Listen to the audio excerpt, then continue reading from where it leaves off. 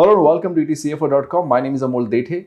You're watching ETCFO's special series, CFO Talk, and my guest for this particular chapter is Raghav Swaminathan, the CFO of Wipro Enterprises. Raghav, glad to have you. Great to be with you, Amol. Nice to be here.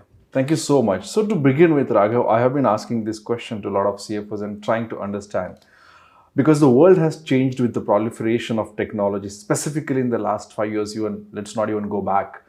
And every CFO is trying to adopt digital skills, technology, and so many things. And there is a continuous evolution of the technology.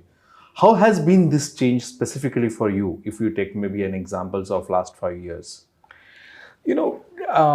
Absolutely. Internally for us, we had started on this technology roadmap from a Wipro Enterprises standpoint about 3-4 years back. I mean, we had already reached about 15,000 crores, and we were trying to say, and we have very different kinds of businesses. Right. So we basically started out to say, what are some of the common themes which we need to have from a technology standpoint at an overall enterprise level? What do we need to have from furthering business standpoint, and what do we need to have, supporting the whole business process and financial process? So we actually kicked off a project called Project Rubicon, which covers technology in its full entirety. And we set some of the themes like infrastructure, security posture across all the geographies in the business is common. How do we, putting it into the cloud and putting that whole thing together. The second aspect is really what intervention technology can actually play in terms of acquiring customers or serving our customers, both in the B2B and B2C business. Right. And we have done a lot of transformation there by bringing in technology, for example, in our FMCG business, in Salesforce automation, in distribution management software, bringing a lot of technology right for the field to be able to kind of drive, better reach to our customers and better distribution. And the third part of it is really around the whole supply chain. How do we make our processes, both financial and business processes, more technology friendly? Right. Which is to say that, how do I remove paper? How do I process claims? How do I, pass bills? So a lot of intervention has really kind of happened there. Right. Finally, for us, from a CFO standpoint, when I look at 3-4 years ahead, we believe that technology has to be a competitive advantage for the business. Okay. We are not there yet. Today, it's solving a lot of the problems. Even if you take technology and the hype about AI, one of the things which we are seeing, we have started to build use cases on AI. For example, I'm looking at AI to drive my contract management. Right. I have globally many businesses, both in aerospace side and in the industrial side, in the industrial automation side, where we have $100 million contracts with our customers. Okay. So we are trying to bring in AI to say, what is the standard format? Can it suggest contracting? How does it hold database? We do a lot of solutioning for our customers. When the solutioning basically happens, can I use AI to drive more standard responses to a proposal so that the proposal comes out faster and better and cleaner without any human intervention? Right. So it is touching in all parts of our business. And we believe finally it will lead to some kind of a competitive advantage in the future. Okay. It's great to learn about how the company is changing and adopting, the new way of technology. And good that you mentioned AI also. Will slightly touch upon that little later. But tell us, how has your dashboard changed? How have you automated your dashboard? Are you using AI and generative AI also to take decisions? What makes you take decisions as a CFO? Because ultimately your decisions are, far-sighted. You have to analyze what is going to happen in future, plan, do a lot of scenario planning. So has your decision making changed? And what made your decision making change? Okay. So, Wipro Enterprises has a set of very diverse businesses, both B2B and B2C businesses. So one of the things which we need to do from a dashboarding standpoint, the short answer to your question is no. My role from a dashboarding standpoint still remains going to the fifth level of detail and speaking to an individual right in terms of what is kind of going on. So that's not really not changed. And I don't think it will change after 25 years too. Okay. I don't think AI can replace the decision making of a CFO because the CFO essentially is doing 3-4 things here. If you take what I'm trying to do for my technology is bringing in, for example, if I take business partnering as a theme for a CFO, it is helping me drive a lot of interventions for the business on business partnering. How do I improve channel? How do I improve kind of margins? And we look at that. The other aspect of what from a CFO standpoint is today's with diverse businesses, what I look at is institutionalizing a lot of the functions. It should not be people dependent. It should be process dependent. And given that we have so many functions and so many businesses, it is very important that I'm able to kind of institutionalize that, right? The third is really the CFO community has to be evangelizing technology and bringing it to the larger crowd. So you have to be the person who, how do I explain technology to the board? How do I explain technology? It has to be simplified. I cannot laden it with jargon and bring about technology or bring about that kind of dashboard and to make it simplify for them. But my basics of what I run the function today remains, I would say, fairly what I used to do 10 years ago, which is have my weekly calls, have my weekly interlocks in terms of each business unit CFO. I have my weekly interlocks with the various functions. And that's where I think the CFO's role really comes in, because when you interlock between the function and the business is when the CFO starts to kind of make calls in terms of what needs to be done. One of the dashboards, I wouldn't call it dashboards, is one of the things which I try and do in my office is engage with stakeholders very early on, whether it be the CEOs, whether it be the board, whether it be the sales leaders. I think that engagement really kind of helps for two things. One is it does not allow any surprises to come later, and I'm able to anchor in terms of what are the inputs which they are giving to us. So a lot of my time is fundamentally spend that. But Amol, I would say that we have to keep adept with what is happening globally, given our global nature of the business. We had the Russia-Ukraine war, there's disruption in the supply chain. So, when there's a disruption in the supply chain, one of the things the CFOs has to do is reach out to his own external community to say, how are people managing ships? What is happening to costs and things like that. So, from a CFO standpoint, it becomes very important to be in the front and also be in the back. You have to be able to straddle both simultaneously. Noted your points, but since you think that many things have not changed, perhaps the fundamental parts perhaps will not change. But what has changed specifically with the evolution, not just with the technology, but the world itself? So many new companies have come up. There are startups, there are fintechs, and so much is happening in and around the world. India has become a very different market right now. Has the expectations from the board and senior management, specifically CEOs, changed specifically for CFOs? How are you dealing with it? Well, I would start individually first. Yes. You have to be extremely well read. And that's the first thing I would say. Because you're absolutely right, Amol. There is so much of disruption which is there on the business side. And there is so much of disruption which is really happening in all countries, both geopolitical and otherwise, and with the emergence of startups and things like that. You have to be very well read and very well connected to take that message back back into your boardroom. But let me give you an example. You mentioned startups. So about 5 years ago, we had said that, look, we are in the traditional FMCG business, and we are the brick and mortar business, so we don't really understand how startups work. And we said that, look, we should create a corporate venture fund. And we were one of the first companies to create a corporate venture fund. And this was done at the behest of my CEO and me, where we went back to the board and said that, look, we're going to create a 200 crore fund to really start investing in startups. And while the startups may not make money, Right. it'll offer us, it'll allow us to do two things. It'll allow us to understand what they are doing differently, maybe internalize some of that learnings to us. And also startups will see us as a strategic investor, so that we are able to bring in certain value in terms of what they do, because they are the creation of the digital brand.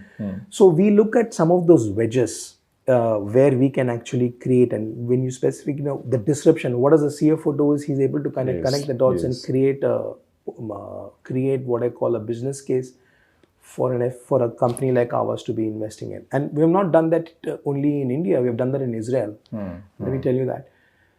We have tied up with the Israeli government and created an SPV there, where Israeli government invests 85% of the money of pre-seed startups, and balance 15% we basically bring in. Now we are able to do that because of our own understanding of the regulatory environment, which is really kind of there, and also understanding the business needs. So in many ways, the one significant shift which has really kind of happened, I would say, and I learned this from a startup only, is businesses historically used to think in terms of years, new product launches, everything it takes about 8-9 months. Startup thinks in terms of hours. Okay. Now that shift has been, now it cuts across everything we do. Yeah. Whether it's an initiative, whether we are really fast. I think it's really helped us with speed, in that sense. So that's the big learning. I think we have just become far more agile. Yes. And far more very alert in terms of what is kind of happening. So I copy you. In fact, it's a great line that businesses used to think about maybe perhaps months, years, and startups just about hours. But any learnings that you have specifically from your boards and management specifically on a change of a role specifically, or a CFO, are they expecting more from the CFO now? 80% of my job is not finance. Yes. That's the change. So I don't spend, and when I say that, yes, absolutely. I mean, the short answer to your question is absolutely. The board expects that you're understanding the front of the business, the middle of the business, and the back of the business, right? But this may be true in the last 4-5 years, but that has been so in Wipro for a long time. If you kind of recall that when I started, Wipro Enterprises was about 5,500 crores, and today this year will probably be close to 20,000 crores. But one of the expectations, we have done probably in the last, since the time I was being here, at least 15 to 16 acquisitions.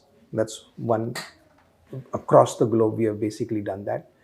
We have done about 3 diversifications, which is into aerospace, industrial automation, and 3D business. So we have actually done that. We have entered into 2 joint ventures. We have done many technology interventions, like technology, what I call business transformation initiatives. Right. So the board's expectation is that you are able to come in and give a point of view. I think that's very important. Otherwise, the business will have a point of view, but the CFO has to have a point of view in terms of saying, very fundamentally, if you're starting some business, is the allocation of capital going to be there? Are you happy with the ROCEs of the business?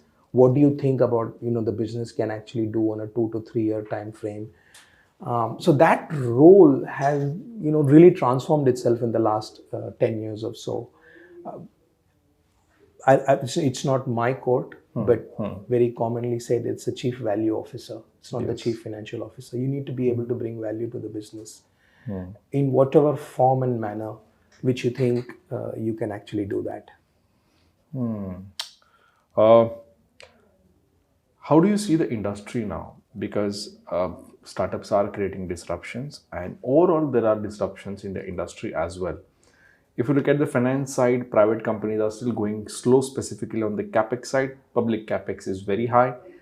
So how do you see the demand from the industry when you look at the economy as such, and how do you see the India Inc. in terms of investments, in terms of the economy, because there are positive vibes as well. So too many thoughts together, not a direct question, but your view as a CFO in terms of how do you see the expansion of India in economy and the overall industry? Why I'm asking you this question is because you are absolutely into the industry business. Yes.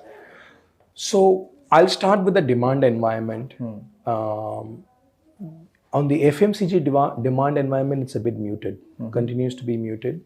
And that is reflected in the GDP numbers also. Yes. Most of it has got captured saying it's 8+% GDP, but that's because of the subsidy reduction. If you look at the gross value, it's only 6.5%. That's number one. Private consumption has really just grown about 3 to 4%. Which means that when you've seen private consumption historically has been about 14-15%, consumption is not picking up. So what is getting impacted? What we now call it a K-shaped recovery, which is the premium products are doing well, but mass and sub-mass, which is basically the bottom of the product, they've been scarred by first COVID, then by inflation. Rural continues to be anemic. We need to figure out that has to come back on track in some form. We thought it will happen in the second half of the year. We are hoping that it's going to happen now. We thought something will happen before the election, but maybe it will happen as we kind of move forward. There has to be a percolation of income, right, from the consumption standpoint. But on the other side, given the government's thrust on capex, and even in the budget which they released, the interim budget which they put out, the allocation towards infrastructure has only kind of gone up, which is great news for the country and great news as an infrastructure player. For players like us, that augurs very well for the overall industry. So I'm very positive that at least if there is no significant change from a policy or a governance standpoint, that we will be able to see a lot more thrust in the next 5 years on the infrastructure, and it has a domino effect. Because if the government spends money, the corporates always start to pick up money. We are going to be in a situation where we are going to have to invest in power. We are going to have it into basic infrastructure. Right. So I'm positive about that. I think we need to crack the consumption part of it, and we have to figure out how that part works. But I think the government, overall, where we are from an India incorporated standpoint, thrust on infrastructure is the right thing to do, and it's welcome that the government is looking at that. Okay. So, Raghav, we first spoke about your experience, then we spoke about, how do you take decisions. We also partly discussed about the India Inc. and the whole environment as such. Now, given all this situation, again, and the changes is one of the core theme that we are discussing here.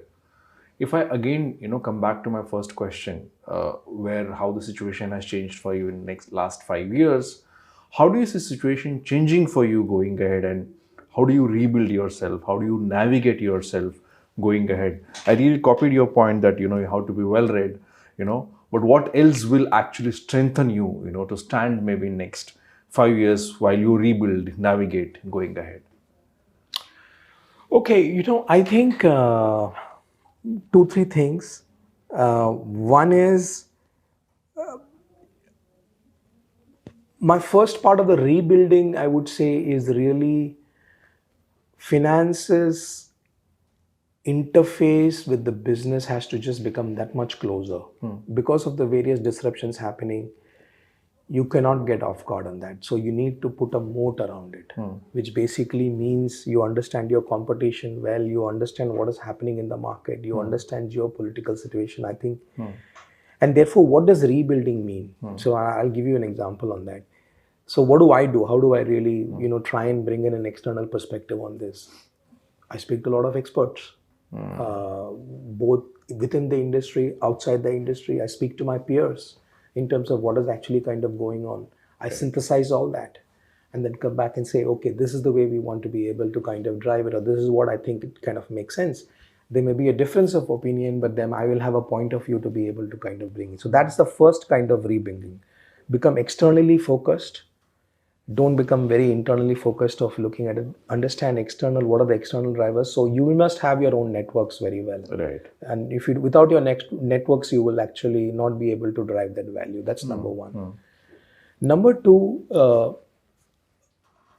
I spend a lot more time on understanding technology, how it can actually play.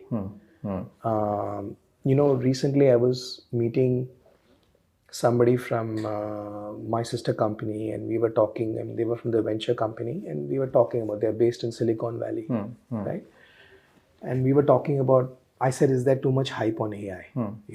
Every investment now, everything is about AI, right? And I'm sure you have seen it, and we've seen. Now I asked myself, but the situation on the ground and the feeling on the ground is that the impact will be profound, number one. Right. At times devastating. Okay. So we need to understand what does it mean. As if you're in the C-suite, you need to understand what does it mean for your business. Right. Whatever that interaction, whether you may actually still not do anything about it, but you must really kind of understand. So that's the second level of navigation. The third, probably we have not spoken about this so far, is given the global footprint a business like ours have, compliance governance is super top on my mind. Yes. It's much easier to run an organization which is smaller, so you're able to communicate. When the organization is so widely spread with different businesses, how do you translate your tone at the top, right at the bottom? So compliance governance is going up several notches in the way I look at business. And as a CFO, you need to have a hands-on understanding of what is actually kind of going on, whether it is a labor law, whether it is some other compliance, whether it is sanctions, it could be anything which can basically kind of come. I mean, for example, where are you sourcing your raw materials, your business continuity, a lot of things around that. So from a global standpoint, you must have a global mindset. Okay. How do you really look at some of the things like that? But at the same time, translate that governance back into your organization in terms of what does it mean. I would say broadly, these are the 2-3 levers. Amol, there's no getting away from whatever your role finally is. And even if you look at the next 5 years, 10 years, and maybe even 100 years from now, the CFO must and start with the business and then come to the function. Okay.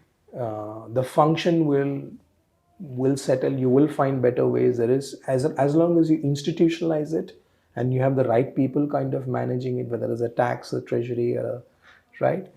But you have to be rolling up your sleeves and being right in the thick of it, in understanding how your business is.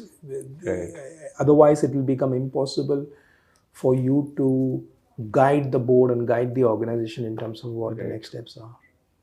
Yeah, that's very realistic. In fact, very crux of the point that you said.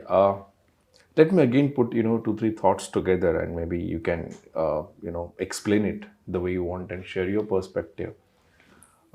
Given whatever we discussed till now, going ahead, because on one side the compliance aspect which you also mentioned is kind of increasing a lot, and a lot of CFOs in fact complain about it, that the compliance is the biggest cost, biggest time consuming activity for every CFO.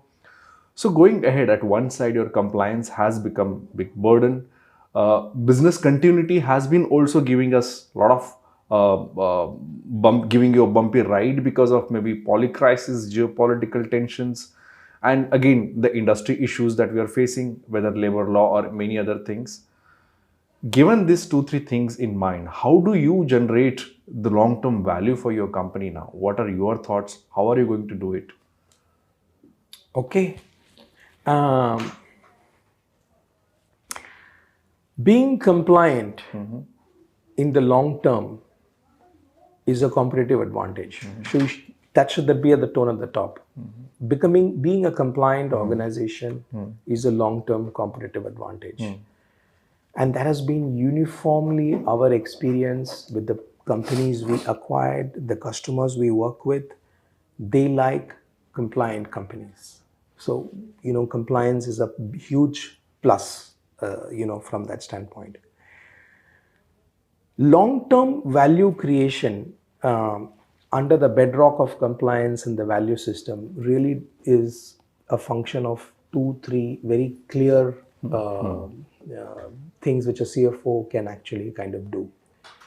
One is, we spoke about a lot of disruption, Yes. right?